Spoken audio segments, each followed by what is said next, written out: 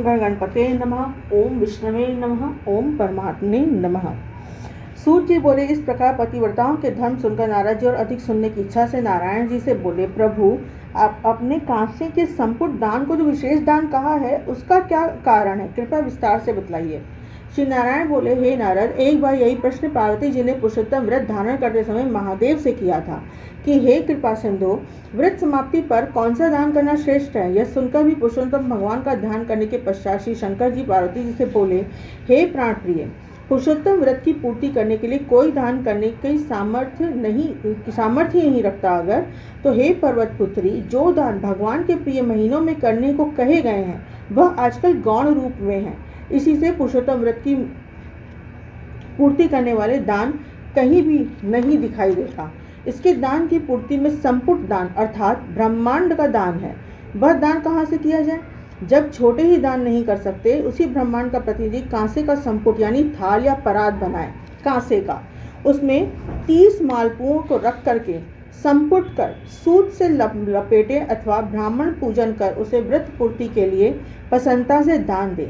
अगर शक्ति हो तो इस प्रकार के 30 संपुट वेद पाठी विद्वान ब्राह्मणों को दान करे।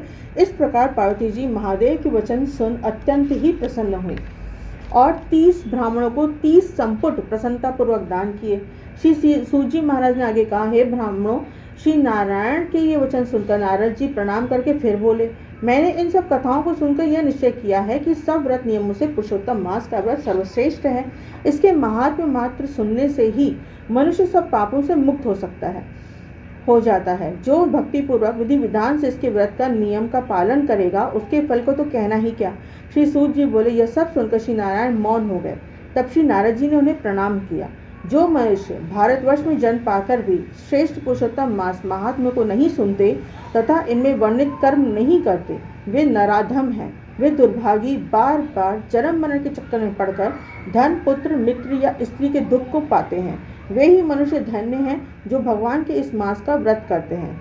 इंद्रद्युम्न, सत्यद्युम्न, यवनाश्च तथा भागीरथ आदि राजा श्री पुरुषोत्तम भगवान की आराधना करके उनकी शरण पा गए। श्री सूजी महाराज ने आगे कहा, हे ऋषियों, यह पुरुषोत्तम मास महात्म्य सुनने से श्री गंगा स्नान के समान फल प्राप्त होता है। पूरी पृथ्वी परिक्रमा करने का पुण्य इसके सादर सुनने वालों को प्राप्त होता है। ब्राह्मण सुनकर ब्रह्मतेज, क्षत्रिय राज सुख, वैश्य धन, शूद्र श्रेष्ठता तथा अन्य किरात, हूण आदि मनोभिलाषित वस्तु प्राप्त करते हैं। इस पुरुषोत्तम मास महात्म्य की प्रति को वस्त्राभूषण के साथ विधि पूर्वक ब्राह्मण को जो दान करता है वह अपने 3 कुलों के साथ गोपालों से सेवित देव दुर्लभ गोलोक को प्राप्त होता है।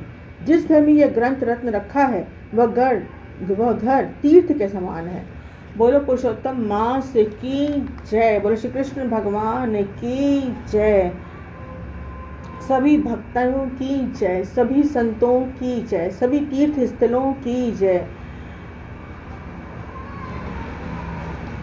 अमावस्या के दिन आप सभी के लिए है, कांसे की एक थाली लीजिएगा, उसमें 33 मालपुए बना लीजिएगा।